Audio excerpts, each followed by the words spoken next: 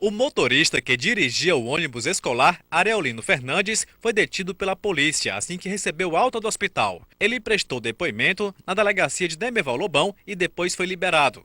A polícia abriu investigação para apurar a verdadeira causa do acidente.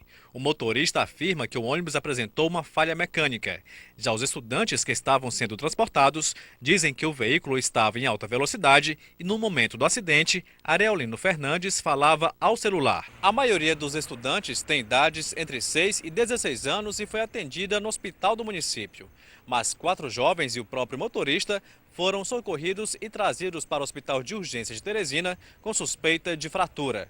Na tarde de ontem, eles foram liberados e voltaram para Demerval Lobão. A gente aqui atende só pequenas urgências e aí, como ele achou por bem fazer um exame como raio-x, por exemplo, que nós não temos ainda, e aí ele mandou esses pacientes para Teresina. A Secretaria Estadual de Educação afirma que vai esperar o resultado da perícia para tomar as providências cabíveis. Nós fizemos contato com a prefeitura, já está investigando, fazendo tudo aquilo que é necessário para que possa ser apurada as responsabilidades e aqueles que tiverem efetivamente culpa venham a ser punidos. O acidente aconteceu por volta das 6 horas da manhã de ontem, em pleno centro da cidade de Demerval Lobão, quando o ônibus escolar passava por uma ponte estreita. E foi a comunidade quem prestou os primeiros socorros às vítimas. O que eu fiz foi só simplesmente quebrar a frente do ônibus para poder resguardar os meninos. Porque estava tudo jogado lá no fundo do ônibus, um do outro, gritando. Aí eu puxei de um por um e botei para fora. Mais ou menos tirei uns 10 meninos. Graças a Deus não aconteceu nada mais grave, 12 crianças ficaram feridas, mas você viu aí na reportagem, elas passam bem. Agora a gente fica preocupado, fica o alerta, né? Como deve ser conduzido, como deve ser feito o transporte escolar, o uso do cinto de segurança, por exemplo, deve acontecer ou não? A repórter Gorete Santos tem as respostas para algumas dessas perguntas, não é, Gorete? Bom dia. Bom dia, Nádia. Bom dia a todos que acompanham a Notícia da Manhã. Há, sim, uma série de normas a ser seguida, tanto para o veículo quanto para o condutor.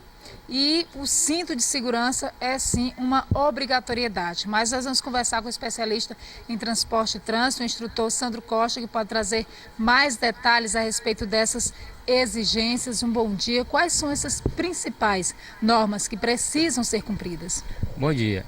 Esse transporte escolar, ele é considerado um transporte especializado, não pode ser feito por qualquer pessoa. Primeiro nós temos que ter um veículo totalmente adaptado e apropriado para esse tipo de transporte. E esse equipamento que tem que ter no carro, além do cinto de segurança individual, cada estudante tem que ter o seu cinto.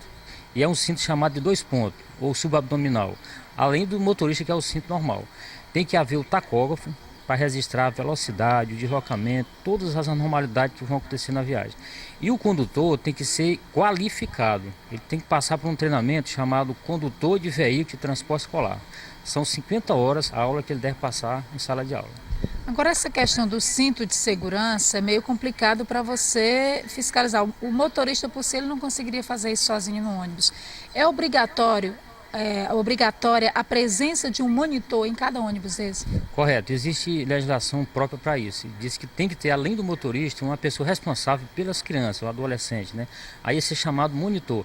Esse monitor também é treinado, ele faz um treinamento específico, principalmente em relações humanas, né? Para tratar realmente essas crianças ou adolescentes. A Nádia tem uma pergunta do estúdio? Gorete, eu queria saber de quem é a responsabilidade da fiscalização desse transporte escolar. Muito bem. Pela legislação de trânsito, o Estado é quem deve fazer essa fiscalização. A cada 6 meses deve-se fazer uma vistoria nesse tipo de veículo. Aqui no Piauí, comumente estão fazendo isso a cada ano, mas pela lei deveria ser a cada 6 meses.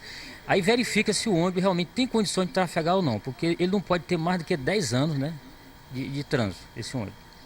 Quero agradecer, então, ao instrutor Sandro Costa pelas informações da Notícia da Manhã, muito obrigada. Falava dessa questão, dessa deficiência, inclusive aqui no estado, Nádia, de que a vistoria só é feita a cada 1 ano, quando, na verdade, o estabelecido é a cada 6 meses. Preciso rever isso também. Gorete, antes que aconteça uma tragédia maior, né? Por pouco não aconteceu uma tragédia ontem envolvendo a vida de crianças e a gente fica na expectativa aí para que essa fiscalização seja reforçada. Obrigada pelas informações.